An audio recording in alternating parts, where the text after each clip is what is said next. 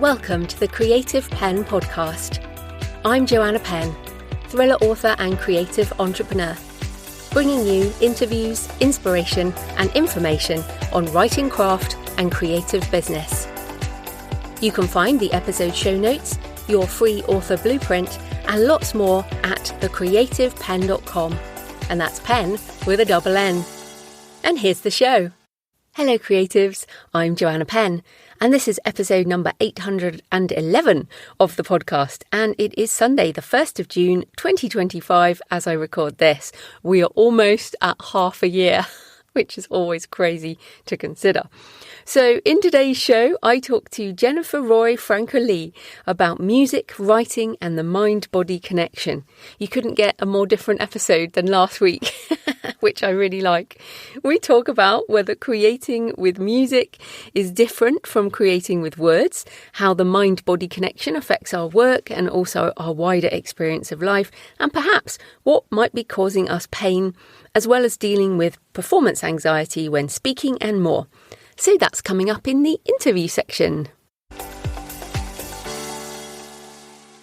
In writing and publishing things. First up, hats off to Taylor Swift, who is a great example of an independent creator running one of the world's biggest, most significant entertainment businesses by a creator. And this week, Taylor bought back the rights to her first 6 albums, saying, "All of the music I've ever made now belongs to me." Which is so great because this is one of the keystones of the indie creator career. And by the way, I'm not a Swiftie. Like I could name like 1 or 2 of Taylor Swift's songs. I just think she is a great example of someone who is both a creator and a businesswoman. So if you own and control your intellectual property rights, you can make all kinds of creative and business choices along the way without asking for permission because you are in charge. And then, of course, you can license things yourself, you can make money in different ways, or you can sell them all over again, as we've seen a lot of older artists do. I guess most recently, Bob Dylan sold his back catalogue as he's still alive, still creating, but that is something that people can do later in life. And of course, Taylor is incredibly influential for a certain demographic. Some of you may be Swifties, but also lots of young people. So as an independent creator taking control of her intellectual property rights, I think it's a very inspirational example. And hopefully will make people look more carefully at the contracts they sign. Now, obviously, she originally signed those contracts as a teenager, but those contracts that you sign can have a big effect on your future. And I feel like often you don't know where it's going to go. We're not all going to be Taylor Swift, that's for sure. But even if you lose control of something that you can make a little bit of money on, then is it worth it? So yes, definitely reading contracts is so important. Also, Becca Sim is on the Book Funnel podcast talking about understanding the rules of publishing. And of course, Becca also always says, question the premise. So even if there are so-called rules that you find, you can still question them. So the interview goes into understanding the game of publishing because, of course, it is a game and there are different games. People think, oh, it's one thing, but it is so not one thing. It is very different playing the game of getting a traditional publishing deal. It's a different game trying to get millions of KU page reads, and it is a different game if you want to do a 6-figure Kickstarter or make 6 figures on Shopify with direct sales or to do TikTok shop or whatever. So you have to decide what game you want to play and then have a look at those rules. Becca also talks about motivation, the struggle with social media engagement. And in fact, just to comment on that, I have almost completely pulled back from social now. It's just something that doesn't engage me personally. It also talks about navigating discoverability in a saturated market. And she has this thing, she says, Loki is in charge of the market, not Captain America. In terms of it's unpredictable. And of course, Loki, the Norse god of mischief. And yeah, completely unpredictable. There are almost no rules, I guess, when it comes to the market. Captain America's like, oh, it should be done this way, and we all of this. And so I like that quote. I think that's brilliant. Loki is in charge of the market, not Captain America. Also, you can fail for years and then become a millionaire. Like, you can write tens and tens of books and then nothing happens, and then suddenly you can hit it big. Or you can hit it out the park with your first book and then fail forevermore. So yeah, Becca says your will to publish is the only thing that matters. You need to maintain your desire to do this and your joy. Yeah, and what's the point otherwise? That's why I'm still doing this. Like, even if AI writes 100 times better than you in the future, does it even matter? No, it doesn't, because we love the writing, we love creating things. I love the process of turning what's in my head, these crazy things in my head, into a physical product. I mean, I really do love that. I guess it's more than manifesting. It is turning ideas into physical objects of books. And in terms of what I love most, I love books. If you came into my house, you'd be like, oh, I guess she really likes books. It's obvious from what I spend my money on and what I enjoy doing. So yes, does it even matter if you make any money from your books? I mean, unless you are actually making a living this way, when of course it does. But if you love to write and publish and talk to other authors and readers, then you're going to do this anyway. So always good to listen to Becca Sim on the Book Funnel podcast. Actually, I'm going on that soon. So they go into a lot of interesting things, actually. And of course, we love Book Funnel because they help us all sell direct, which is fantastic. And then, of course, if you want to play the game of self-publishing, my 4th edition of Successful Self-Publishing is out now. 4th edition, and the title is Purple. So there are obviously other editions out there, but make sure you're getting the purple one. If you want to play the indie game, it might help. In this expanded edition, I go into the updated publishing platforms and opportunities, direct sales, special editions, crowdfunding, and a new section on generative AI and using tools effectively as an artisan author. And what's interesting is that it's a much bigger book than it used to be. It used to be almost a pamphlet, the original one. And of course, self-publishing used to be a lot simpler because we didn't have so much choice. Now we have so much choice. The options are ever expanding. So yes, it is out now, Successful Self-Publishing. You can find the links at thecreativepenn.com/SSP4. And also, I'm on the Publishing Performance podcast this week, or last week it was, as this goes out, talking about multiple income streams for authors beyond book sales. And it is video as well as audio, as I talk with Teddy Smith about strategies for making a living, building a long-term body of work, premium products, and a lot more. So that's on the Publishing Performance podcast. Then in AI things, well, there's a few interesting things this week. So you might remember that my Death Valley audiobook is narrated by my voice clone on 11 Labs, which is out now on my store JF Penn Books and will be on Spotify, 11 Reader, YouTube, other stores in the coming weeks. And you can listen to the first couple of chapters on this feed back in episode 802. So if you want to have a listen to my voice clone and compare it, obviously, as I'm talking now, this is not my audiobook narrator voice, which is much more measured because I'm reading. This is my more conversational voice. But yes, you can have a listen, see what you think. Well, this week, voice cloning took a huge leap into the mainstream as none other than Melania Trump. This is kind of crazy. Melania Trump revealed her memoir audiobook is narrated by her voice clone with 11 Labs. So on X, she called it a new era in publishing. I'm honoured to bring you Melania, the AI audiobook, narrated entirely using artificial intelligence in my own voice. Let the future of publishing begin. So it really doesn't matter what you think of Melania personally or politically. She is the wife of the president of the USA. And so this is bringing a lot of press to 11 Labs for doing the tech side of voice cloning and also 11 Reader for the audiobook. And I think it's going to start a bigger trend for people to want to do their own audiobooks with voice clones. The other thing, I was like, let's see if it's on Audible because they don't allow that kind of thing on Audible. And I went on, it's not there. So I was like, so where is it? And so I went to her website. She is selling it direct. On melaniatrump.com, she's selling her AI audiobook direct. And I was like, well, who would have thought that Melania Trump would be an indie author, which is essentially what this is. I know she has a massive team and all that, but selling an AI narrated audiobook direct seems pretty forward thinking in my mind. So I imagine it's got to be on the other stores at some point, but fascinating that she's doing it that way. It's also on 11 Reader, so I imagine that people are going to be going there too. Lots of press on that. And on the new publishing standard, Mark Williams addresses this in an article saying, by collaborating with 11 Labs to clone her voice for multilingual audiobook production. Oh yes, and this is the other point. It's not just in English, it's in other languages. Spanish, Portuguese and Hindi, which in itself is incredible. And that was impossible before. You know, an author could read their own memoir, obviously, as a human, but you couldn't use their voice to put it into Hindi. So maybe that's something I should be doing. But yes, Mark says, by collaborating with 11 Labs to clone her voice for multilingual audiobook production, Melania Trump has thrust the publishing industry into a watershed moment.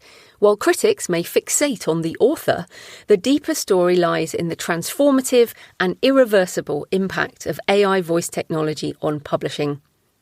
There are two advantages driving adoption: scalability. Audiobook production, traditionally reliant on costly studio time and voice actors, can now be streamlined. 11 Labs technology requires just minutes of source audio to create a high-fidelity voice clone, slashing production timelines and costs. And also the multilingual accessibility, which preserves tone and cadence across languages, eliminating the need for human translators to mimic her voice, a big leap forward into democratizing global content distribution.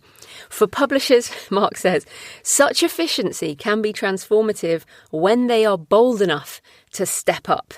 The rise of AI voice cloning unlocks new creative and commercial frontiers, hyper-personalization, accessibility and the preservation of voices. But also there needs to be consent, licensing frameworks, clear labelling and prevention of deepfakes. Now, I have on my Death Valley a big sticker that says digitally narrated, and it's obviously in the text as well, but I've put it right on the cover. He finishes with, Melania Trump's AI-narrated memoir is not a gimmick. It's a harbinger of industry-wide reinvention. The technology's potential to democratise access, preserve legacies and innovate storytelling is immense. But the Luddite fringe is determined to cling to last century standards. Yes, there are risks, and some of these risks demand proactive governance. As 11 Labs CEO Matti Stanisowski envisions a Spotify of voices, publishers must lead the charge in ethical adoption by meaningful adaptation. The future of audiobooks isn't human versus machine, it's about crafting a symphony where both harmonise. That's Mark Williams on the new publishing standard, and he also posts on LinkedIn. And it's not just the future of audiobooks, it's the future of creativity, and publishing isn't human versus machine. It's the symphony where both harmonise. That's, as you know, that is how I feel about it. So you can check out Death Valley in my voice clone on jfpenn.com/Death Valley. All the links are there. So in other news, AI news, and this is another big one, the New York Times, which is suing OpenAI and Microsoft for use of copyright material, has done an AI licensing deal with Amazon, as reported by The Verge and other media. The New York Times has struck a multi-year AI licensing deal with Amazon that will bring its editorial content to a variety of Amazon customer experiences. Under the agreement, Amazon will include summaries and short excerpts of the Times content in products like Alexa, and will also use the Times articles to help train its AI models. So yes, it is also being used in training. So this is interesting because when the New York Times sued OpenAI and Microsoft for the use of copyright material in training, everyone was like, oh, they're anti-AI. And I know still authors and publishers will say, well, when the New York Times wins that case, all of this is going away. There will be no AI stuff. It's all just going to go away. But it's so not, because obviously the New York Times is not anti-AI. They just want a better deal. So at some point, I presume they're going to sign a very big deal with OpenAI and Microsoft. Also, I really don't know why they think Amazon's original model training, because Amazon has their own models. I mean, there are so many more models than ChatGPT, Claude, and Gemini and Grok, and there are so many models now. And Amazon's model was also originally trained on something, and so was Anthropic's Claude, which Amazon is a massive investor in. So, yeah. But anyway, the New York Times seems ready to make money from AI licensing. So interesting development, and I'm sure, lots of other media companies have already signed licensing deals, so I imagine more to come. If you would like to learn more about being an AI-assisted artisan author, you can still come to my webinar. There are tickets available for the Saturday, 21st of June webinar, and you need a ticket to attend live or get the replay. And you'll also get my prompt library, slides, video recording, audio recording, the whole thing. You can find details at thecreativepenn.com/live. So in personal news, well, I'm going to admit something to you this week. So I am usually pretty good about planning and scheduling my time.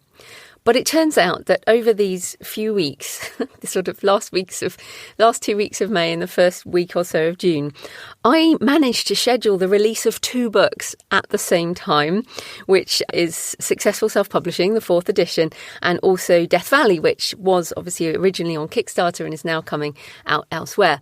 So I had that. I've been also obviously doing the narration for Successful Self-Publishing, not as a voice clone, as my human me, as well as preparing the AI webinar, which takes a lot of work to prep because I want it to be super, super awesome.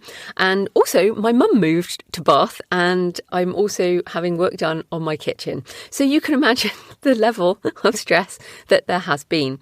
Now, I don't know how I managed to schedule everything at the same time, but it happened. My mum's move was meant to be like a month ago, so that did move into was a bit late, but I wanted to kind of admit it because some of you seem to think I'm just very organised and plan everything and that everything always works out. And it's mostly true. I am pretty organised, but these few weeks have revealed a pretty big flaw in my mid-year plan.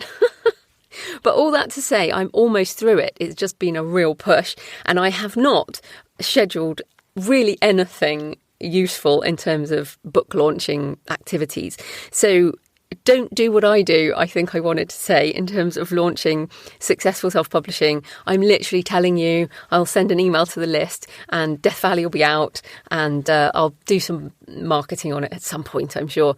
But yes, I'm really glad it's done. And of course, with the Successful Self-Publishing, I also have it in bundles on my store.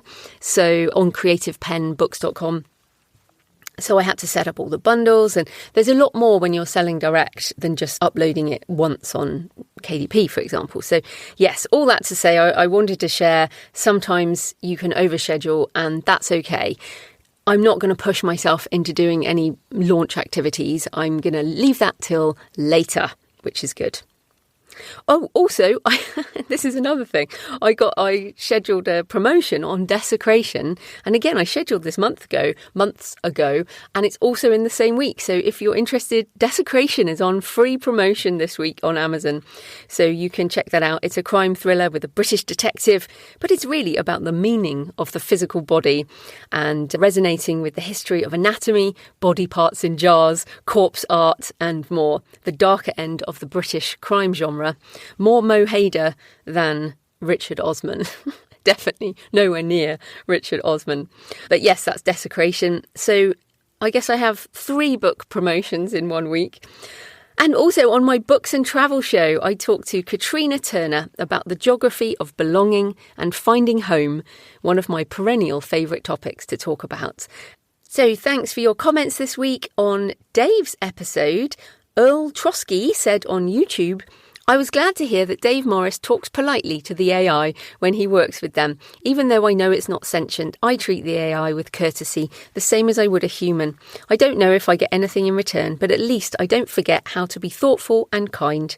I'm 61 and have used AI for brainstorming, outlining, some writing assistance, and the work of blurbs and taglines.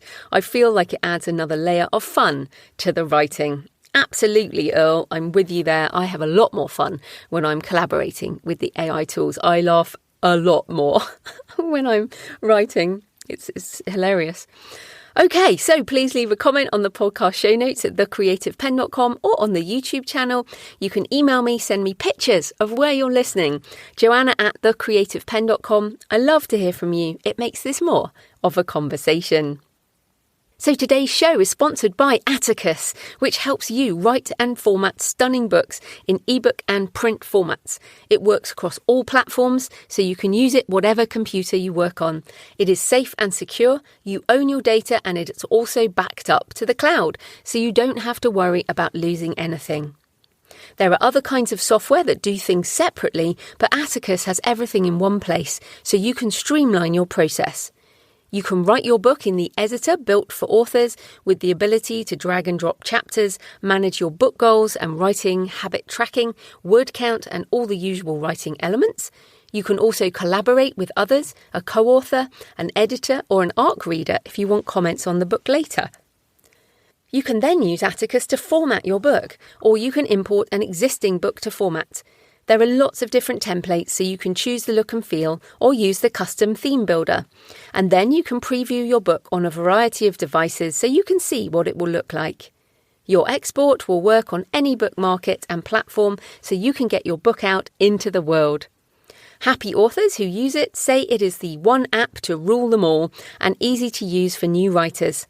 It's a one-time payment and you get 30 days money-back guarantee. And you can start writing and formatting your books straight away. Check it out now at atticus.io. So this type of corporate sponsorship pays for the hosting, transcription and editing. But my time in creating the show is sponsored by my community at patreon.com/thecreativepenn. Thanks to the 8 new patrons who've joined in the last week. And thanks to everyone who's been supporting for months and years. If you join the community, you get access to all my backlist videos and audio covering topics on writing craft and author business, as well as tutorials and demos on AI tools. Last week, I did my live video office hours. I explained the many options for AI narrated audio and showed how to use Midjourney to do consistent characters, as well as answering patron questions live. The Patreon is a monthly subscription, the equivalent of buying me a black coffee a month or a couple of coffees if you're feeling generous. So if you get value from the show and you want more, come on over and join us at patreon.com/thecreativepenn. Right, let's get into the interview. Jennifer Roig-Francoli is an international prize-winning violinist and certified Alexander Technique teacher.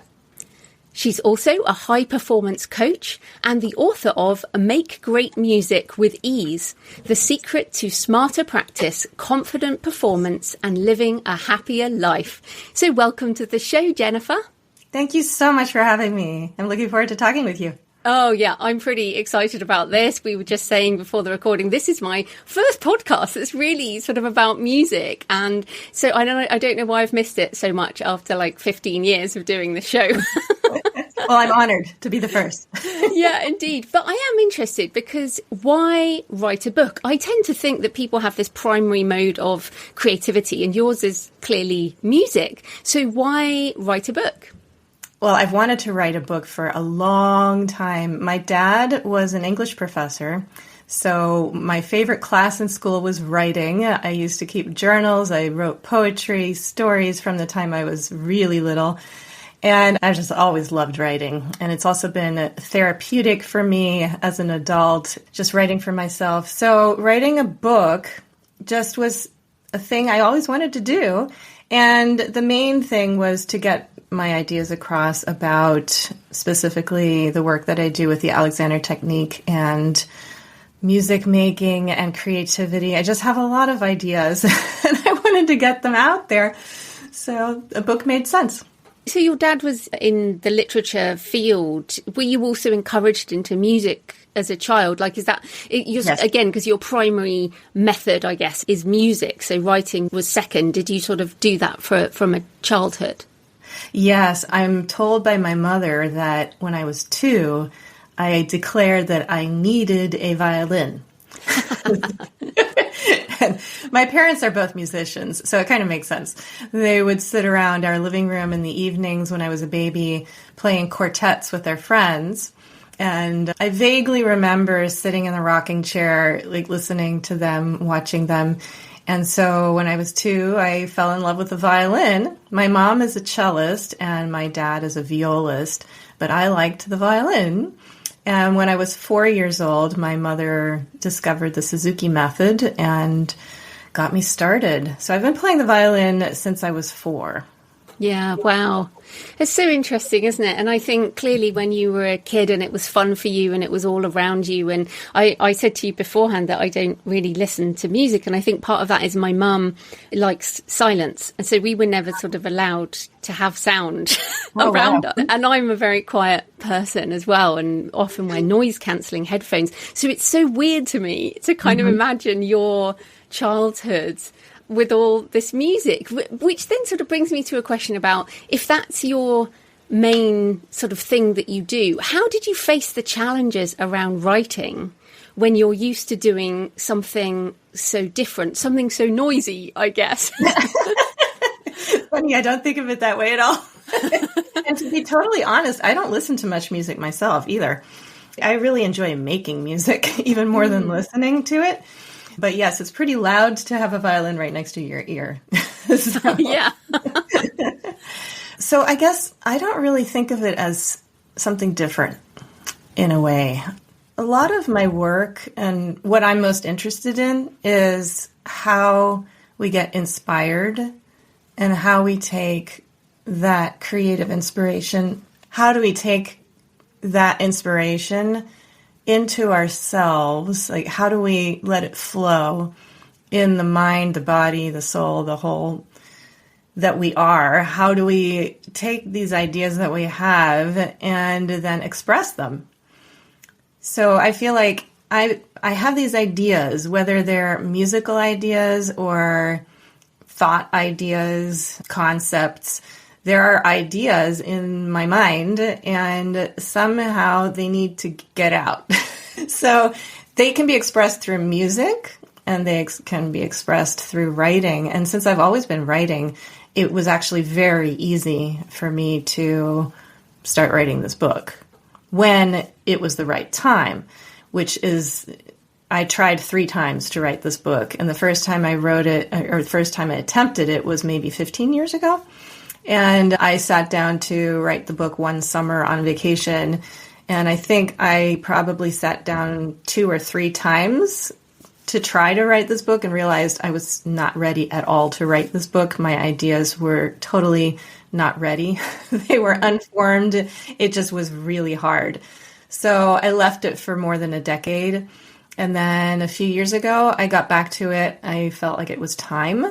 And I got further into the process, maybe 3-4 months, but then life events took over and prevented me from continuing. So I took another break for maybe 2 years or something before I said, okay, 3rd try's the charm. So I'm going to try again. And I'm determined to make it work this time. And it was actually really easy to write most of the book. It just sort of flowed out of me. And it's no different from making music, really. Yeah, so that had been kind of incubating. And I think that's interesting. I've had that experience with a couple of my books, particularly one called Writing the Shadow, around that darker side of ourselves and expressing that. And that I've thought about that for like a couple of decades, really. But I guess that you said the 3rd time you tried again, there'll be people listening who may well have put off books or tried to write books. How did you know that this time it was going to work, or did you just start again with hope and then it started working? Like, when is that moment that we know a project we put down is the right time to pick up? Well, part of the reason I wrote the book, one of them, to be completely honest, is that it fit into my business plan. And I run a coaching business for musicians, and it would serve a number of purposes for me from a business perspective to have a book out. For one thing, there's so many people in the world that I feel like could benefit from my services and what I teach. And yet, so many people in the world can't afford my services. So one reason I wrote the book was to offer something really low cost to a much broader audience so they could benefit from the teachings.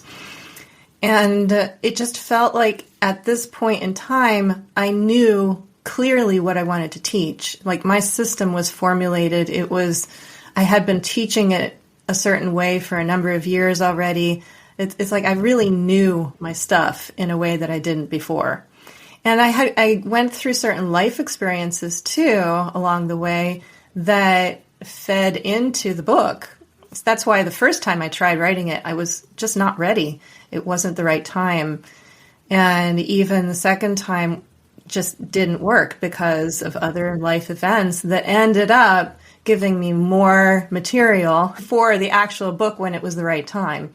So I can't really say other than that it just fit, like all the pieces fit at that time. It was right for my business. It was right in my life. I had gotten to a point in my business financially where I felt like I could kind of make my book number one for a whole year, which is what I did. So I really decided that it would be okay for me to focus mostly on the book for a whole year. And that would mean probably bringing in less income from other sources. It was sort of seeing that I could go through this process for a year and still be okay and not have to worry too much about working really hard on the other stuff, if that makes sense. Yeah, and I love that you said it was the right time in your business as well, because I think what that does too is it helps you get out of your own head and think about other people. And sometimes that's what we need. It's like you can get lost in so many words. And then when you think, okay, who are my audience and who am I trying to serve? And that also helped you because you were like, I know how this fits with the people that I coach, and the people who can't afford the coaching can afford a book. And I think that's fantastic. Like so often with these deep and meaningful books, we can get lost in our own heads, right? Mm-hmm. Yes. I think I was completely lost in my own head the first time I tried. Yeah, and it's making it out. So you said it took about a year. So how did that year go? Was it a lot of rewriting, or you said it kind of flowed? Was there a lot of editorial? Tell people what your creative process was like for that time. Yes. Well, I have to say there was one piece of advice that made it possible because without that piece of advice, there's no way I would have finished that book in the time that I did. And the advice was to not edit as I was going along. Because I have perfectionistic tendencies. I tell my students I'm a recovering perfectionist. And my old way of writing would be about the process of writing and getting it right as I'm writing. And that just wasn't going to work for me because that would take way too long. And it also meant that, like, if I started writing that way, there are 1,000 different ways to say something. So if I kept finding a better way to say something or saying, no, this isn't quite the right word here, let me find another one. And then I would have another idea and it would take me off into tangents. And then pretty soon I would have no idea what I was writing about. And so for me to censor myself and like give myself a rule, you're not allowed to edit while you're writing. You just write. And you're going to write this chapter today or whatever it was. And sometimes I did a certain number of words. Sometimes I said, okay, this is the chapter. Or sometimes I didn't even have a plan. But for the most part, I would just write and not let myself edit. That saved me. That saved that book. Yeah, I totally agree with you. And that's how I do it too. Everyone has different processes, but I think that's really important. So let's talk a bit about some of the aspects of being a musician. And you cover some of this in the book. I mean, it's in the subtitle, Confident Performance. And I was thinking about this now. You've performed at Carnegie Hall, which is kind of one of those amazing things. And as authors, we need to become more comfortable with performing. And many of us are introverts. Many of us are like, we just don't want to get on stage and do this. So what are some of your tips for performing our work or reading our work in a way that engages audiences? Oh, that's a great question. And I just have to say that even though I've been performing since I was a really young child with the violin, it took me a really long time to be brave enough to speak in public. And the fact that I'm here doing podcasts and interviews and speaking from stages is just mind-blowing to me because I was an extremely shy, introverted child. And somehow, because I started performing with the violin very young, and it was just a natural thing that was easy for me, that was no problem. But speaking, I really had to work on that. And the breakthrough for me it's like, to give you an example, I actually knew how bad I was at speaking in public. So in college, I signed up for this class on public speaking, and we needed to memorize a poem for the second class. And I thought, oh, this is fine. I can memorize music, no problem. So I memorized the poem, but I freaked out. I was so terrified. And then, so I got to this class and I stood up, and I think I got maybe the first 2 lines out, and my mind went totally blank. And there was no way I could retrieve anything else from that poem. And unfortunately, I was so mortified that I dropped the class and I never went back. Long story short, I actually didn't work on speaking intentionally, but as a result of my Alexander Technique teacher training, which takes 3 years, by the way, it's like 1,600 hours to get certified as an Alexander Technique teacher. Through that process, I opened up in my whole self, and in opening up in my whole self, including speaking with other people in the class, it became much, much easier for me to kind of expose myself and be myself in public through words. So just like speaking off the cuff like we are now. Mm-hmm. I can do it now, and I find it really fun, but it was mortifying earlier. So I completely understand what you're talking about. And I do have some tips. Performance anxiety is a big thing that I help my musicians with. And through the way that I teach the Alexander Technique, which is actually called Primal Alexander, we're really learning how to connect how we're thinking with how we're feeling in the body. And so it's really important when you're feeling nervous or anxious to just notice that without judging it to begin with. So observation, self-observation is one of our best tools to be able to, and it's a human gift, to be able to self-reflect and sort of see yourself from outside and to observe and watch and ask yourself, what's going on? What's actually happening to me right now in this moment? So I'm doing this for myself right now, and anybody listening, I invite you to just ask yourself, like, what's happening to me right now? What am I noticing? And if you're nervous, then you'll probably notice symptoms like the heart racing or sweating or shaking or shrinking, getting tight, all these things that happen when you're in a fight, flight, freeze, or fawn response. There's a tightening, there's a constriction going on in the system, and it's uncomfortable. We don't like that feeling. So what we usually do is we try to fix it or make it go away or mask it somehow. And none of those things really works.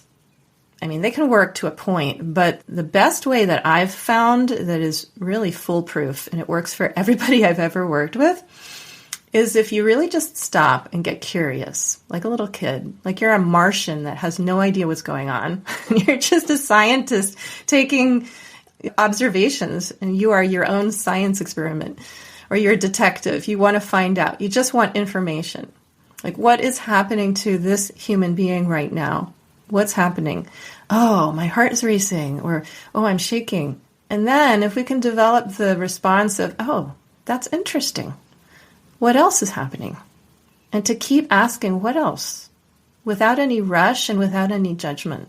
To just be with the experience. That in itself is incredibly powerful. And when you really stick with it, with that attitude, and the attitude is everything, it's that childlike curiosity where you're just you're giving yourself the time to notice and be curious and not trying to change your experience. Mm-hmm. Except you don't get fixated on it. So you keep asking yourself, okay, interesting. What else? Yeah.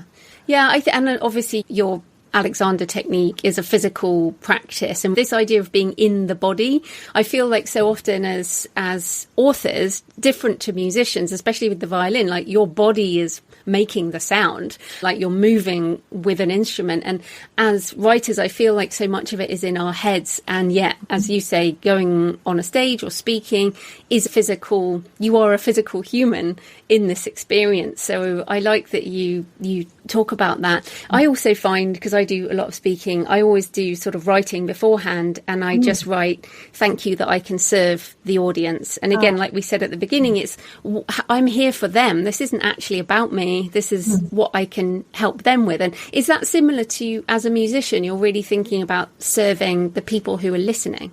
Mm-hmm. Yeah, that's a beautiful way to think of it. I love how you do that before you go out. It just changes my perspective from being obsessed about how I feel to trying to help other people with whatever they're looking for. That's really a great point. It is so good to include both. I mean, ultimately, the way I look at it is that I want to be open and responsive to both what's going on inside me and what's going on outside of me.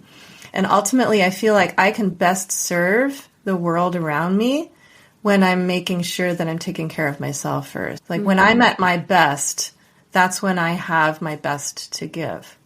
It's interesting what you said also. You might be surprised because I never thought of playing the violin as a physical activity until I ended up having physical problems.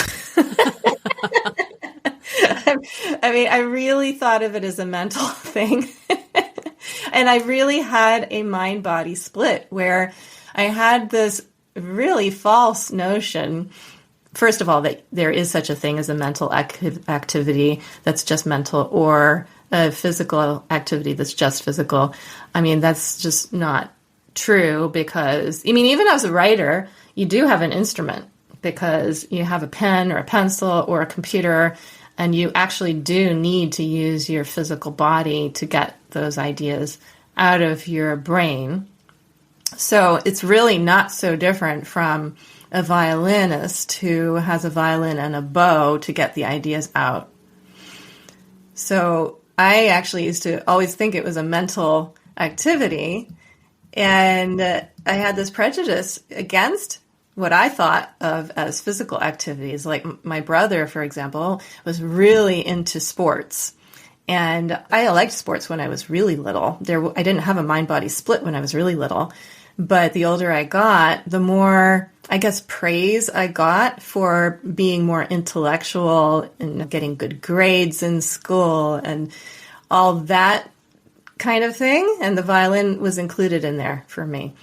And so then I didn't think much of sports, and yeah, there was a whole dynamic in my family too that just was in me kind of messed up and caused problems down the road, because if you don't recognize how you can't really separate the mind and the body, ultimately something is going to suffer. This is so funny because this is exactly the same for me. My brother also was the sporty one and played basketball. And he snowboards and he skateboards, and he, in terms of physical intelligence, like he is physically intelligent in terms of just amazing physical awareness. And it took me also probably 25, 30 years. And then you hit like 35, right? And your body starts hurting, and then you hit 40 and it gets worse. And then you have to start doing something. And I actually ended up damaging myself and getting help for that. So you talk in the book about chronic pain and your own physical stuff that led you to Alexander technique. So tell us a bit about that, because people listening, if they're not already in pain from writing, they're probably going to be. So tell us more. Oh dear, I don't know. Yeah, so, I found the Alexander technique because I had neck pain. And it wasn't actually directly from playing the violin, because at that time I had young children and I had not been playing the violin that seriously for a while. I had a major career that I kind of cut short when I was 19 and got married at 20. I kind of stopped playing as a soloist. And then I spent quite a few years just playing the violin in other capacities, but my heart wasn't really into it because I'm just by nature a soloist, and I loved doing that. It made me happy. It was exciting, and I just stopped all of that. And then I got married at 20, started playing in orchestras and teaching violin and things I never really wanted to do, but just to earn some money. And so it's good because I kept up my skills, but ultimately, I was suffering because I didn't have a creative outlet other than my family. And of course, having children is a beautiful creative outlet. But carrying around little toddlers on my hips, and my alignment was completely off, and it was really stressful. Like, I didn't have family around to help, and I got progressively less happy. And as I got less happy and I had more stress, and then physical stress of lifting my children and carrying them around, one day I ended up with neck pain that would not go away. And then I ended up going to doctors and chiropractors, and nobody could really help until I finally ended up at an Alexander Technique teacher's studio. And that completely changed my entire life. So I went for pain, but it was actually a deeper creative kind of pain. It wasn't about the violin. It was about blocked creativity for me. And I mean, I guess if people don't know, tell us what it is in a sort of quick way. Oh, sure. Yes.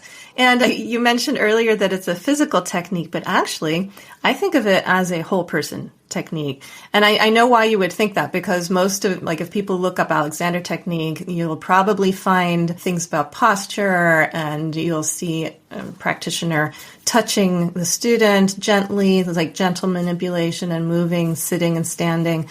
It can give the impression that it's about the physical body only, but it's really much deeper than that. And I've been fascinated since the beginning of my Alexander journey to know what was underneath. And so for me, with the Alexander Technique, it's a way to connect how you're thinking with how you're feeling, both physically and emotionally. And when you learn how to connect and integrate your whole self, your mind, body, emotions, when you are more integrated and whole, and you bring that whole of you into activity, you can learn how to do whatever you want to do with much more ease, much less effort, much less tension, and much more joy. So that, for me, is what the Alexander Technique is. And that's also why I teach it without touch, so that I can empower my students to learn to think differently to get different results. Yeah, I've definitely found I do a lot of weight training, and I felt like I've learned so much about what the body and mind connection is just from being much more present in my body, which I wasn't for so long as an author. But obviously you work with musicians who are suffering pain, and some people listening might also be musicians. But what are the sort of things that people come to you with that relate to the mind and body connection, or the creativity that some people listening might recognize or find useful? Yes. And I'll just say as an aside, I'm always open to working with non-musicians. And in fact, when I first started teaching Alexander Technique, I wanted to work with anybody but musicians, believe it or not. So I spent quite a while working with firefighters and journalists and teachers and all kinds of other people. So I'm always open to that. And recently I had a photographer join one of my classes, because ultimately we're all human. So we're all working on the same things. We're working on how do you bring your whole self to whatever activity is that you're engaged in, that you're interested in, whether you're a musician or a writer or whatever it is that you do.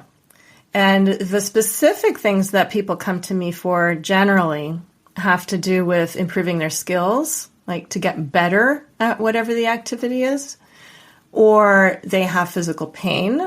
Like a lot of musicians end up with tendinitis, neck pain, back pain, carpal tunnel, real physical issues where it's like career threatening, because if you have tendinitis, you can't play the violin or the piano. You have to stop. And there are a lot of famous musicians in the media. Like recently, there have been quite a few people who have had to just take long breaks. I mean, it happens to athletes too. Ultimately, musicians are athletes. We just work with fine motor skills, and obviously what we're producing is different. We're producing music and they're producing a football game. But it really doesn't matter, because we're human. So we need to learn how to think in a way that Well, here's something that I always come back to. It's a favorite quote of mine from Frederick Matthias Alexander, who is the originator of this technique. He said, quote, "Mine is a method for the control of human reaction," end quote. So mine is a method for the control of human reaction.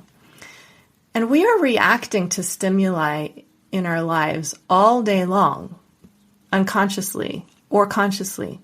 So for me, this process is about learning to be more conscious of how we're reacting to things and noticing, okay, well, if I react to XYZ by getting tight, like for instance, if I react to speaking in public by getting tight and my body's getting stiff, do I like that result? And if I don't like that result, then maybe I could examine my attitude or how I'm thinking and think differently. And Alexander learned how to solve, he actually started all of this. The Alexander technique originated in his performance issue of getting hoarse when he was speaking in public, because he was an actor, not a musician. He had speech, so everything we're talking about is really pertinent, for writers who need to speak in public too. That's what Alexander had to do, and he would get hoarse, and then he wouldn't be able to recite Shakespeare, which was his love.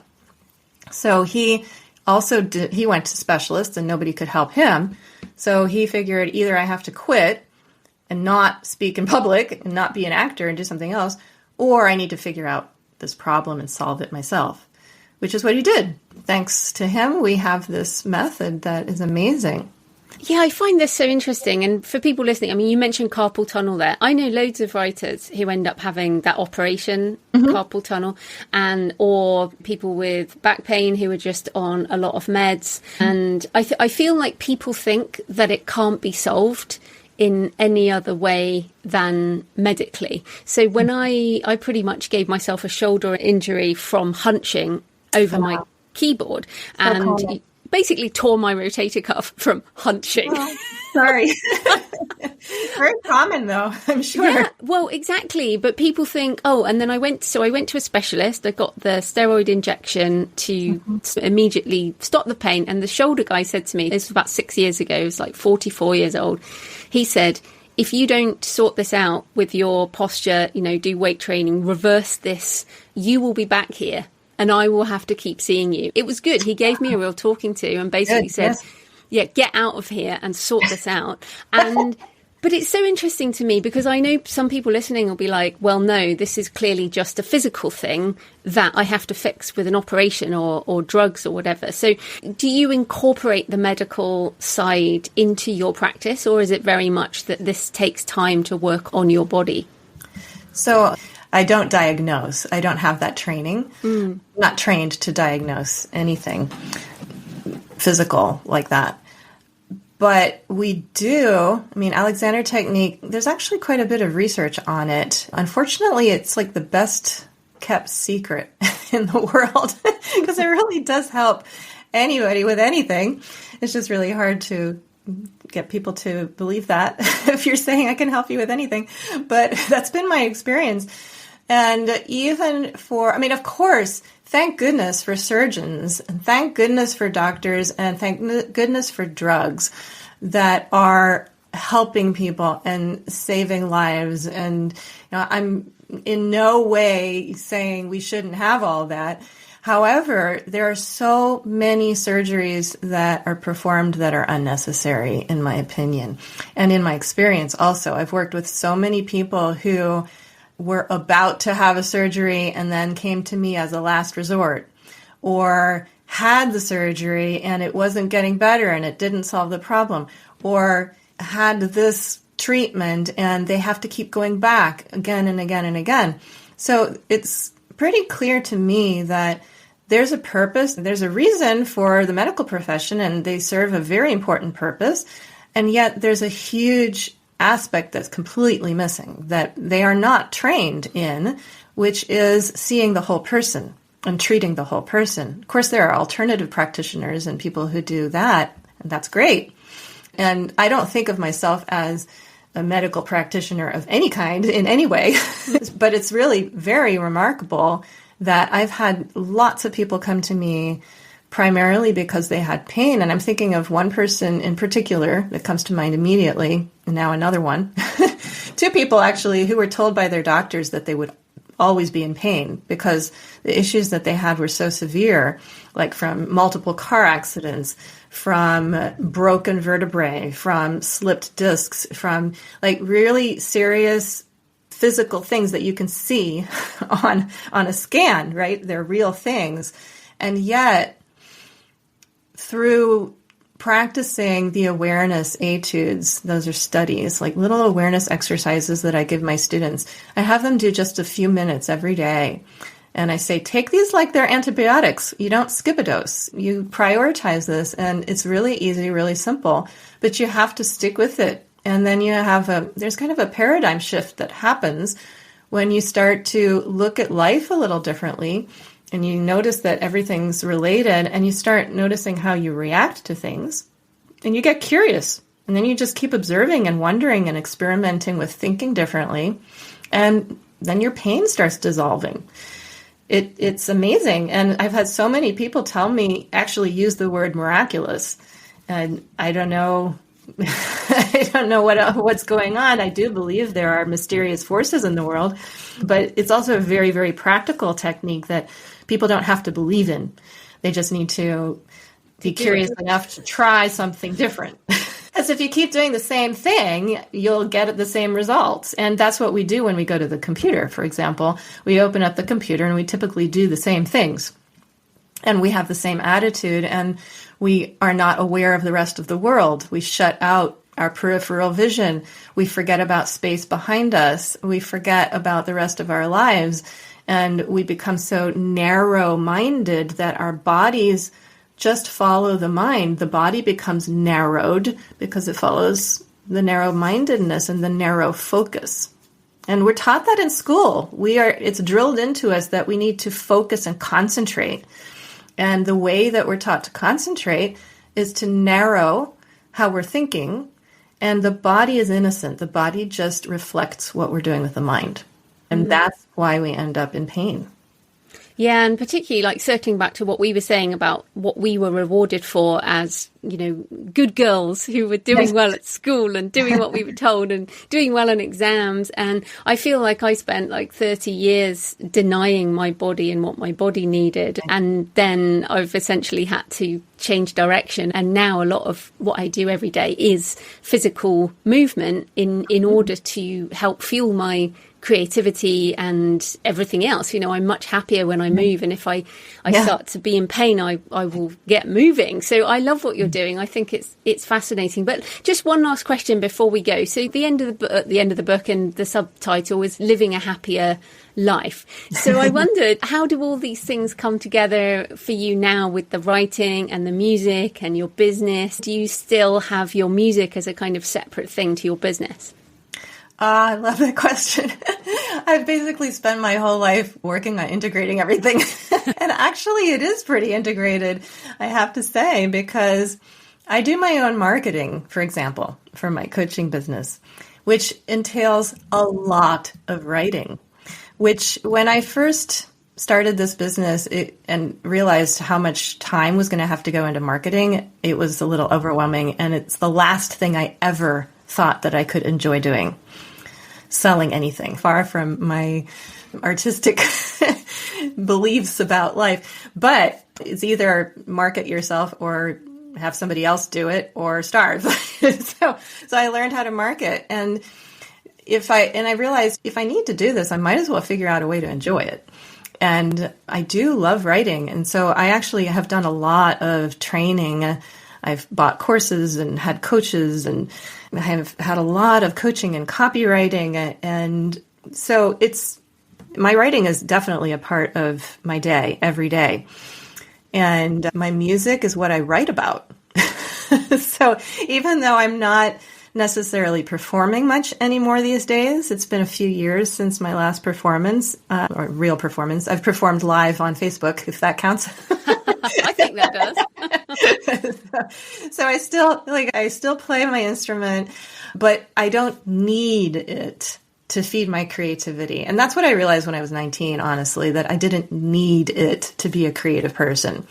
And I don't need to write, but I enjoy writing and I enjoy making music. And I also enjoy going for walks in nature. And ultimately, it's really about, and this is what I'm really working on, is how can I be really myself, authentically myself right now? And being who I am includes connecting with people. And that's a form of expression, and that's creative.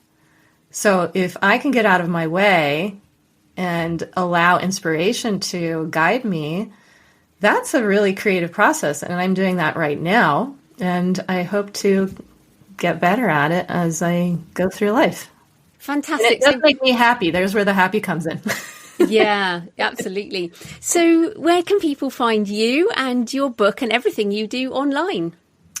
I have a website. It's www.artoffreedom.me.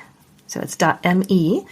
That's my website. And Facebook is my main way to connect with people. I'm very accessible. People can also contact me through the website. And I have a YouTube channel. If anybody wants to hear my music, just look up my name on YouTube and you'll have plenty of music to listen to, as well as teaching videos talking about these kinds of things. Brilliant. Well, thanks so much for your time, Jennifer. That was great. Thank you so much, Joanne. So I hope you found the interview with Jennifer interesting, and it's always good to be reminded that we are more than just brains attached to a computer screen or a keyboard, that we have physical bodies that need moving every day, preferably in nature somehow as much as possible. I increasingly think the sedentary writer and desk worker is one of the most unhealthy jobs there is. So if you're in pain, which a lot of us will be, then check out the book Desk-Bound by Kelly and Juliet Starrett. That's Desk-Bound. It really is a bit of a shocker when you look into it. And look after yourself. Focus on self-care, and you will help your writing, your creativity, your happiness, and your author career at the same time. So let me know what you think of today's episode. Leave a comment on the podcast show notes at The Creative Penn or on the YouTube channel. You can comment on X at The Creative Penn or email me, joanna@thecreativepenn.com. Send me pictures of where you're listening or your favourite cemetery or churchyard. Next week, I'm talking to JD Barker about casting a wider net in terms of writing and author business. And remember, you can get Successful Self-Publishing, the 4th edition, now at thecreativepenn.com/SSP4. And if you'd like to join me for my AI-assisted artisan author webinar, the links are at thecreativepenn.com/live. In the meantime, happy writing, and I'll see you next time. Thanks for listening today. I hope you found it helpful. You can find the backlist episodes and show notes at thecreativepenn.com/podcast. And you can get your free author blueprint at thecreativepenn.com/blueprint. If you'd like to connect, you can find me on Facebook and X at The Creative Penn, or on Instagram and Facebook at JFPennAuthor. Happy writing, and I'll see you next time.